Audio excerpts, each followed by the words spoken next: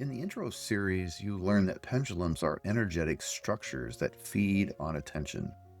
That idea alone explains a lot. But here's where people often misunderstand pendulums and accidentally give them even more power. They start treating pendulums like enemies, something to fight, something to eliminate, something to escape.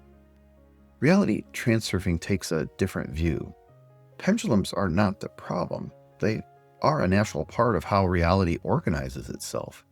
Anytime people gather around an idea, a belief, a role, or a system, a pendulum forms. Families create pendulums. Workplaces create pendulums. Spiritual movements create pendulums. Even personal identities can become pendulums. The issue is not their existence. The issue is unconscious participation. Most people don't choose pendulums, they inherit them. They grow up inside them, they absorb them through culture, media, education, and expectation. Over time, these pendulums begin to dictate emotional reactions automatically, not because they're malicious, but because they are fed consistently.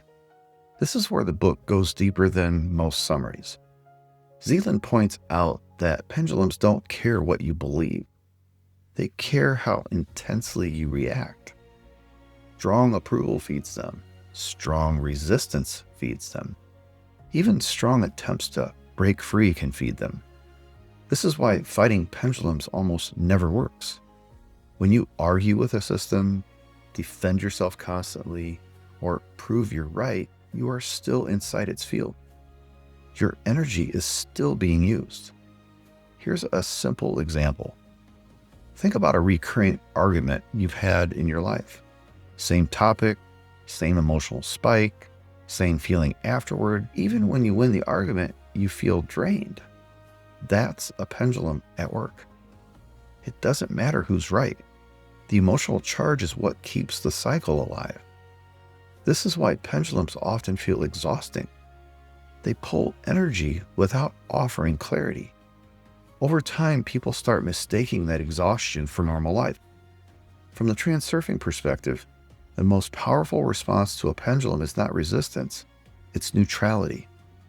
Neutrality does not mean indifference to life. It means inner balance. It means you remain present without being emotionally hijacked. When neutrality is present, pendulums lose their grip. Not instantly, but steadily. This is one of the most counterintuitive ideas in reality transurfing. The less you fight, the more freedom you regain. The less you explain yourself, the more stable your inner position becomes. The less you react, the fewer hooks remain. This is explored more deeply in the sections of the book that deal with pendulums and excess importance. Zealand makes a subtle but important point. Pendulums are strongest where importance is high, where identity feels threatened, where outcomes feel urgent, where being right feels necessary. This is why personal growth often stalls. People try to change while staying emotionally entangled with the very structures draining them. As you move through daily life, pendulums show up quietly in conversations, in expectations, in internal dialogue, in the pressure to respond immediately, in the feeling that something must be resolved right now. Learning to notice these moments is the beginning of real freedom. Not freedom from responsibility, but freedom from unnecessary struggle. Later, in deeper environments like the Reality Transurfing Mastermind, people work with this in real time. They learn how to remain present inside systems without being consumed by them. For now, you don't need to fix anything. Just notice. Notice where your energy spikes.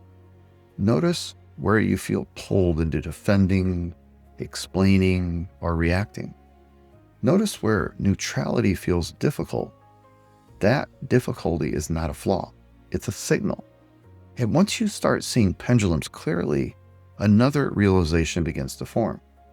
If pendulums pull us away from balance, what happens when balance is restored?